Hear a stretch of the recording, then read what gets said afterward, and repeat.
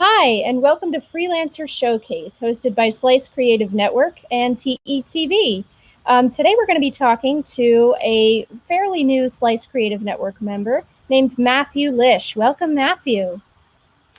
Hi, Melody. Thanks for having me. I'm excited to be here. Hi, thanks for coming on. So I'm excited to see all of your work, but first I wanted to ask, what disciplines do you work in?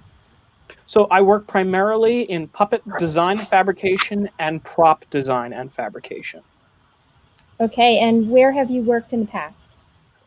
I have worked at Walt Disney Imagineering down in Orlando on Magic Kingdom portfolio, as well as Jim Henson's Creature Shop up here in New York City on Sesame Street's 50th season and a bunch of other little Sesame Street shoots here and there, as well as projects for the Coca-Cola Company, Princess Cruise Line, and at Gerard Studios in Brooklyn, New York, building props and set decorations for shows like the National Tour of Hamilton and Mrs. Doubtfire on Broadway and Diana on Broadway. You're a busy guy. So your current location is in New York, is that correct? Yes, I'm in New York City. New York City, okay.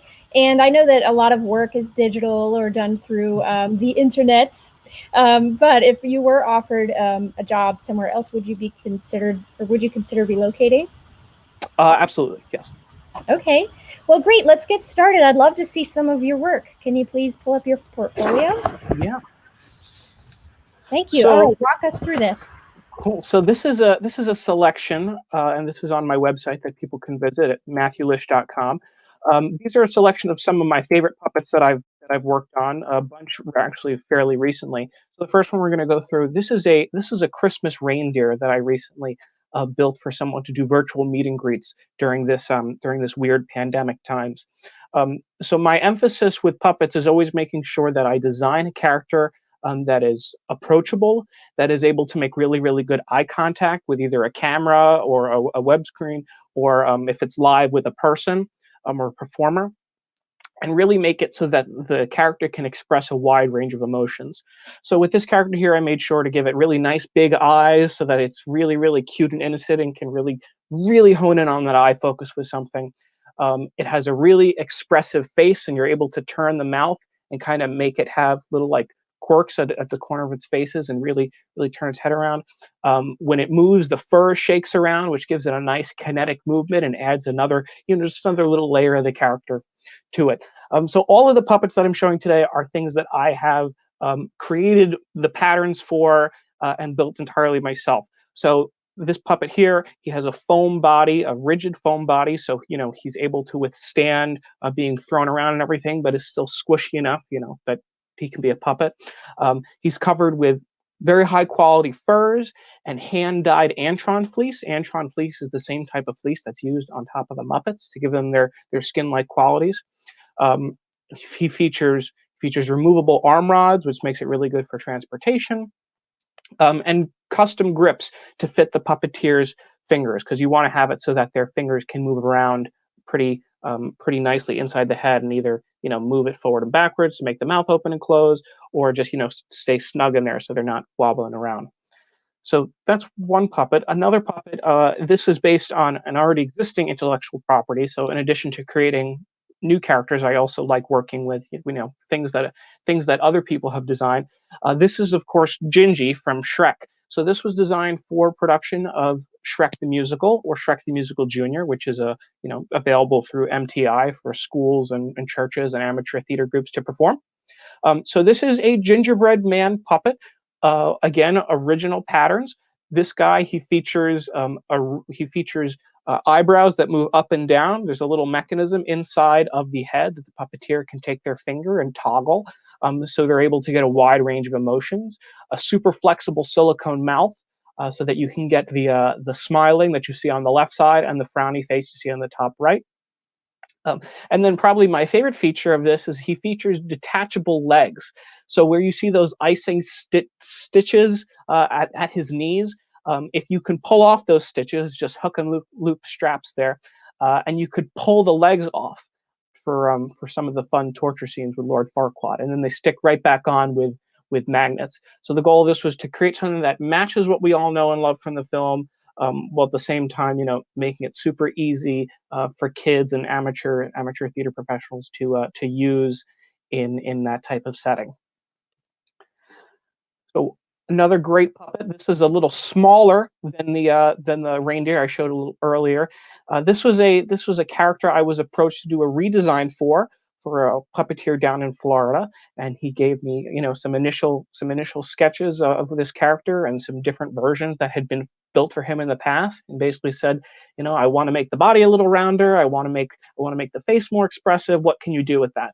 So working from his original designs, I kind of put in my 2 cents, and together we agreed upon on some changes to this initial character, and I created a whole new set of patterns, hand dyed all the fleece, hand stitched everything, gave it a rounder belly than the previous version of the character, bigger eyes than the previous version of the character, a more flexible mouth. You could see on the left side there that he has a mouth that is really, really like rubbery, that allows him to make all these cool expressions, and really help design, a new iteration of the character. So that's something I also like to do a lot, is, take something that someone has a concept for, but they want to flesh it out a little bit more, and come up with something brand new with them. So one last puppet, which I'll show you, and then we'll move on to something else quickly. So this is a giant reindeer puppet I built for a company down in Florida for their production of Frozen Junior. And what's special about this puppet is not only its size, but also it is a mechanical puppet. So instead of having the performer's hand go inside of the head to operate it like that, what it is here is it's all done with cables. So the puppet's head, being that it's a reindeer, extends out from the person's body, and they're able to, with kind of like an airplane airplane joystick, they're able to turn the head, move it up and down, and when they pull a trigger like that, they're able to open and close the mouth. And I found that is a really, really great way to get movement out of characters where you might not be able to necessarily get your hand up inside there like you would a traditional puppet. And then two other quick things which I'd like to share. I do a lot of prop work, whether it be through replicas or original things. This right here, and I actually have it right behind me. This is a jumbo version of one of the Barrel of Monkeys toy. So this is just, I hand carved this entire thing, working off of the original plastic toy as reference, and then candy coated it with a bunch of different extremely durable epoxies. So this thing can be outside, is totally weatherproof. You can bang on it, things can bump into it, it'll be totally fine. And it's just a really, really fun, cool, lightweight piece. So I do a bunch of foam prop work like that of varying sizes. And then one of my more recent things I've been working on, this will be the last thing, is I now started to do custom signage. So here are some examples of custom signage. This is one I'm particularly proud of. I'll take companies' logos or whatever other thing they want to have a sign made of, and using a CNC router machine, I'll cut it out full size. So this one was a 16-inch round. I'll cut it out and then do a full paint treatment, full age weathering treatment, however they want it to look. So this one is for a local high school's agriculture and farming department at their school. So this one was literally going inside of a barn. So I wanted to give it kind of a rustic feel. So took their logo, cleaned up some of the line work so that the machine could cut it using those nice fancy design drawing programs we like to use. And then cut it out on the CNC. Did some cleanups and some wood finishing, and gave it a nice stain to fit that rustic barn feel. So that's an overview of the stuff that I have been working on and the types of things that I make. Matthew, super cool stuff. This is a lot of fun. Thank you. I'm enjoying your presentation so much. I wanted to ask you, what other disciplines or interests do you have that you'd like to share?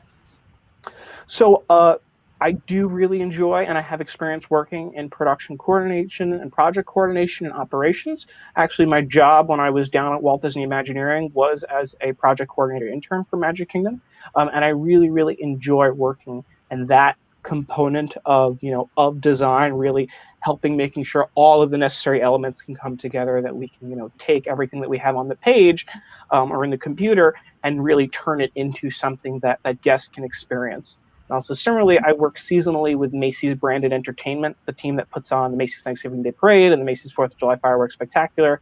And there I have a similar role working on the operations team. So that's all the behind the scenes stuff that you don't see on TV for the parade, making sure that we're able to get this thing up and running. So a very similar type of thing, but more for a live one-time event than a permanent installation that we would have like in the theme park or a museum. But I'm very much into the coordination and operations behind the scenes aspect of things. Excellent. Thank you so much. If people would like to contact you, what's the best way to do that? So the best way for them to contact me is through my website, it's on the screen right there, www.matthewlish.com. You could find me there. My email address is matthewlish3@gmail.com, or you can just find my email or every other social media form on my website, and that's the best way to get in touch with me and see what I'm currently up to. Awesome. Well, thank you so much, Matthew. It's been great having you on. Thank you, Melody. Thank you. Hopefully, I'll see you again soon, very soon.